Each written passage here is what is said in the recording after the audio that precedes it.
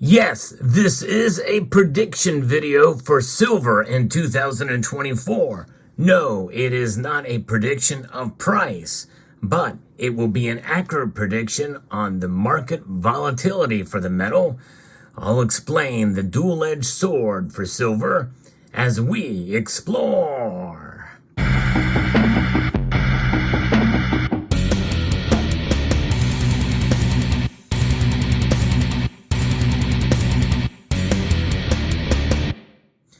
Silver is a metal that has frustrated a lot in this community and will continue to do so in 2024.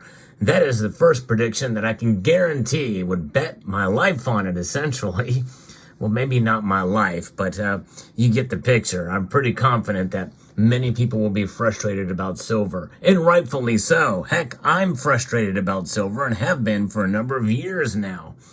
Notwithstanding, I do understand a little bit more about the markets, and I've come to expect this sort of thing. Volatility is the name of the game for something that's supposed to be a stable store of value. How can that be? They seem diametrically opposed, right? Well, it's a stable store of value because of what it has been for thousands of years, as opposed to, well, the current market conditions we find ourselves in modern times. Since about 2006, and maybe even a little bit earlier, with the SLV coming on, and also with the all the different types of trades that go on in the silver market. But you know, one thing is for sure, we're going to see a lot of different conflicting data that is going to be coming forth, and it's already begun before the new year has started. But we're going to see more of the same. But what I'm going to give you now is an example of that by an article here that is already outdated. On the very day that we started to see the markets move, silver went up a little bit. Silver prices rose in European trade on Friday, which is Friday the 15th of December, a day that is now since passed, for the third profit taking in a row, hitting a 1-week high and on track for a weekly profit as a U.S. 10-year Treasury yields decline.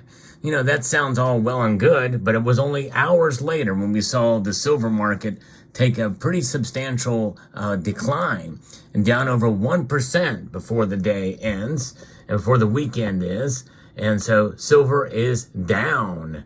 But why did it go up in the first place? Well, demand in China is expected to improve, they say. Strong data showed Chinese industrial production has rebounded in November. Well, that's all really good news too, right? And that could be something that expands as a story in 2024. That's the one sharp edge of the sword that we're talking about here.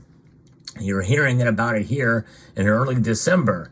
Could there be a renaissance of Chinese supply chains coming back together, as was reported around the middle and early part of 2023?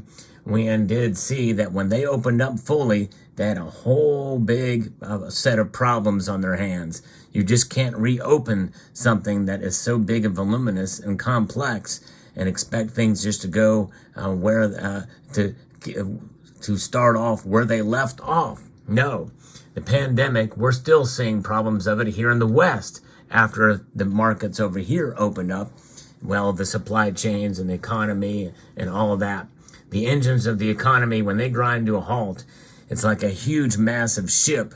To get it going back at full speed again and to turn around is a big deal. There's a lot of complexities there, and China saw that firsthand. And they don't have the same type of regulations and the like that we have here. That's for sure. When they want something done industrially, they do it. And they were having some problems. Now they have something else that is going to make this a little bit more difficult now. This is the other side of the sword that could definitely not bode so well for silver's price. And that is Moody's has downgraded the Chinese economy. It recognizes the reality of China's debt problems from this piece from the Epoch Times. Credit rating agency has finally acknowledged China's intensifying problems of the past 2 years since the pandemic and downgraded the country's debt outlook. Moody's recently underscored China's increasingly severe credit problems, announcing that it'll change the outlook on the country's debt from stable now to negative. We saw what happened here too, and they're hardly surprised. Over the past few months, this space has itemized and analyzed the great burdens of facing Chinese finance and economics. The top of the list is the near collapse of the Chinese property development and the legacy of questionable debt that is left on the books of Chinese banks and other financial institutions. Local governments have also made clear that severe debt overhang left to them by their own efforts to finance Beijing's infrastructure projects, many of which have failed to pay on an adequate return. In fact, we've seen the idea of ghost cities for a number of years in China, where they're building these massive cities and huge skyscrapers. Where are the bodies to fill them in? Heck, that's part of what's contributing to what's known as the commercial real estate doom loop over here in the United States, as many people are slow to go back to work in the office after the pandemic, at the point where corporations are now threatening individuals. If they don't come in, well, they're not going to get any promotions, and they may maybe even be fired. So it's something, and that's creating problems in the real estate world, that's for sure. And so when you have this thing going on, you have two things kind of working against each other.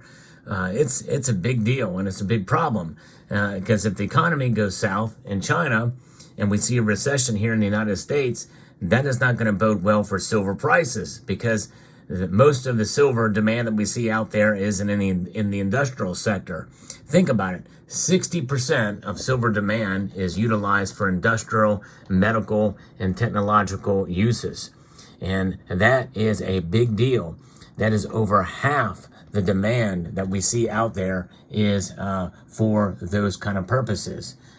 Much less for things like jewelry and for investment purposes. I don't like to use that word investment when it comes to silver, but for hedging, for stacking, in products like you see on your screen before you here, there's not as much demand for that stuff. We see the demand for that go up, and does not necessarily move the spot price as we've seen in the silver squeeze movement. All it does is create large premiums for you and I when we go to buy. That has been the case. Now, if there's a sustained amount of demand on the investment side for hedging, that could move spot price, but not as much. Why? Because only about about 27% of all the demand of silver products is in the form of bullion, such as you see here. And so that's really not quite enough to move the needle in terms of the spot price. So that's why many people feel the silver spot price is essentially rigged. And I can understand that, because most of that trade occurs on the SLV and other exchanges where the markets are moved. And many people feel that they're keeping it low so that it can be utilized for the markets or for industry and science and technology. But you think about it, is $1 worth of difference going to make that big of a deal in terms of the overall price of products and goods and services? They'll just pass that along to the consumer, just like they're doing with inflation that's hitting us hard right now. So with that being said, silver really is a steal at its current price point. But one thing is for sure, we're going to see more and more reports on both sides of the fence, or in this case, on both sides of the blade, on a dual-edged sword. We're going to see what's going to happen. Of course, if you look at that sword, one edge may not be sharpened at all. That's a pretty dull knife, a dull blade on one side, which may mean low prices. The sharp side cutting through to the upside could be the other, as one way to interpret that analogy there, and that comparison. So let me know what your thoughts. I think it's interesting to see what's going on in the silver market. And I think we're going to see volatility in through next year in 2024.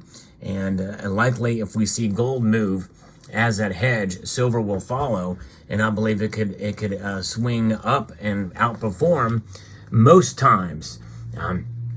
There will be times where it will not, because it will act as a commodity.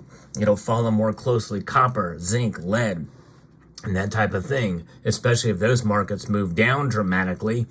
that will pull silver along with it to hasten its highs in its climb that we see. As I record this video, the gold to silver ratio is frustratingly high at almost 85 to 1. Most people see that as abnormal, but it is now becoming swiftly the new normal, to where most of us would probably agree at this point that 70 to 75 to 1 is now probably where it should be, even though many of us remember not long ago when it was trading around 60 to 70 to 1 at the highest.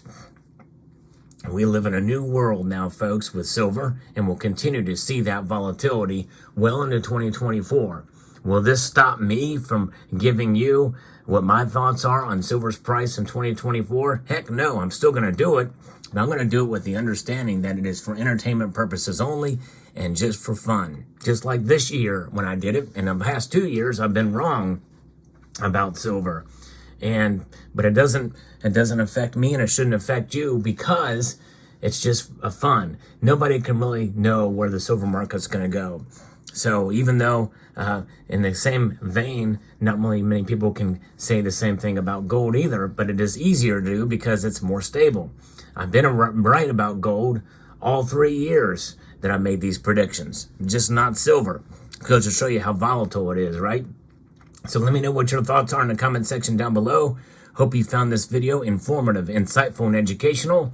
Would like to extend a multitude of gratitude to you all for taking the time to watch, and to encourage you to please rate, share, comment, and subscribe.